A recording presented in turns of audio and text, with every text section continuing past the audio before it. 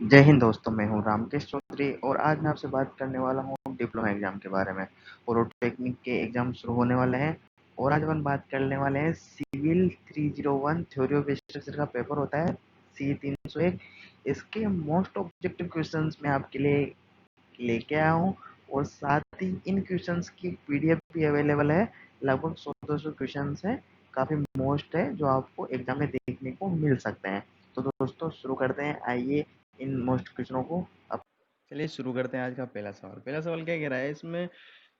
पूछ रहा है कि इफ समीशन एच, एच का मतलब horizontal force, summation V, V का मतलब vertical force, are the algebraic sum of the force resolved horizontally and vertically respectively.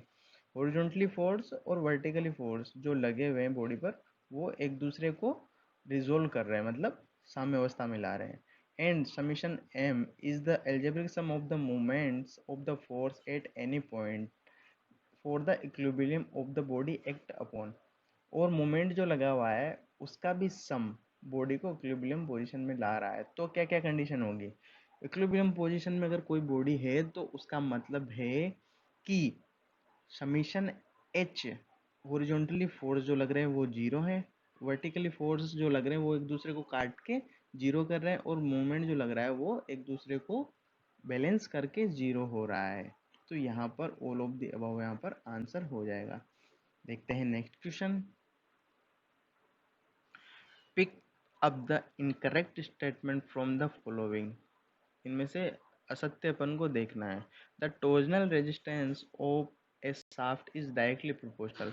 Shaft में टॉर्जनल रेजिस्टेंस जो होता है वो डायरेक्टली किसके प्रोपोर्शनल होता है? इनकरेक्ट ढूंढना है, करेक्ट तो यहाँ पर है ही सही।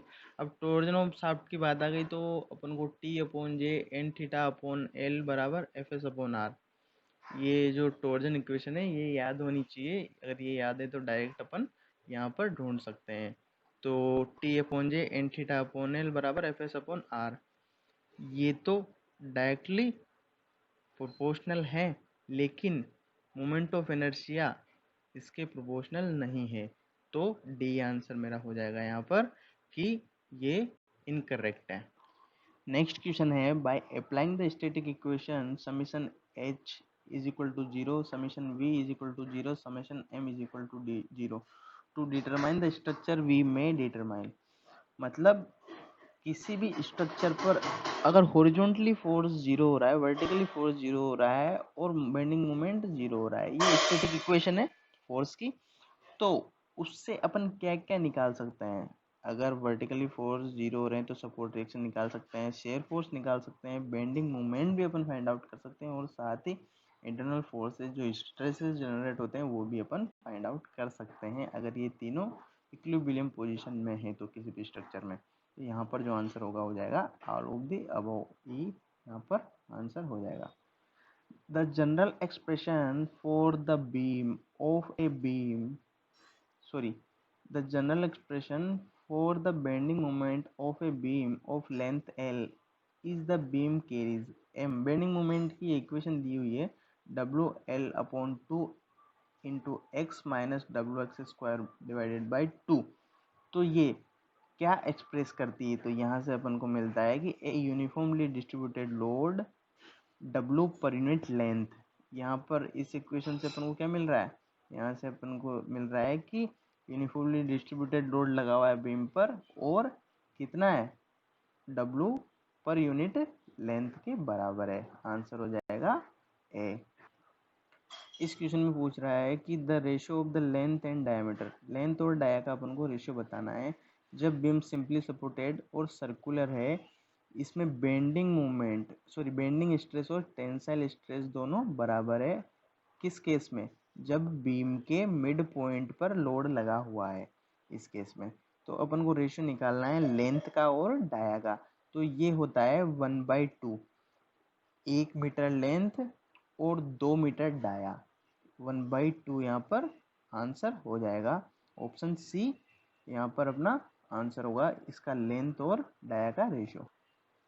नेक्स्ट क्वेश्चन है, if a solid shaft, dia दिया हुआ है, लेंथ दी हुई है और साथ ही एन की वैल्यू अपन को यहाँ पर दी हुई है। When subjected to a twisting movement, ये ट्विस्टिंग मूवमेंट में सब्जेक्टेड मतलब ट्विस्टिंग मूवमेंट लगा हुआ है, produce maximum shear stress maximum shear stress की वैल्यू इसने दी हुई है 50 न्यूटन पर metre square. The angle of a twist in radian is, angle of twist अपन को थीटा निकालना है। तो अभी जो मैंने इक्वेशन बोली थी टॉर्जन इक्वेशन शाफ्ट के लिए, टी अपॉन जे बराबर एन थीटा अपॉन एल बराबर एफ एस अपॉन आर, यहाँ से अपन ये सारी वैल्यू पुट करेंगे और थीटा की वैल्यू यहाँ पर फाइंड आउट कर लेंगे, जो कि अपने हो जाएगी सी 0.0025 यहाँ पर आंसर होगा। फॉर्मूले में आप वैल्यू पुट करेंगे डायरेक्ट आंसर आ जाएगा।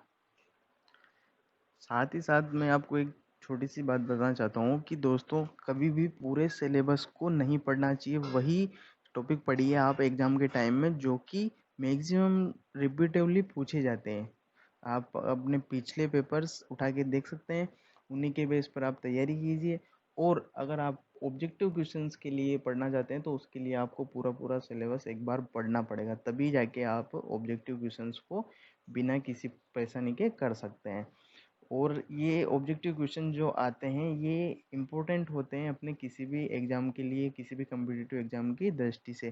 तो दोस्तों इसी के साथ आप चैनल को सब्सक्राइब कर लीजिए, जिससे कि आपको हर सब्जेक्ट के आने वाले इम्पोर्टेंट लेक्चर मिलते रहेंगे टाइम टाइम पर। और साथ ही कंपटीशन की तैयारी के लिए भी ये आपके लिए काफ़ी हेल्पफुल रहेगा।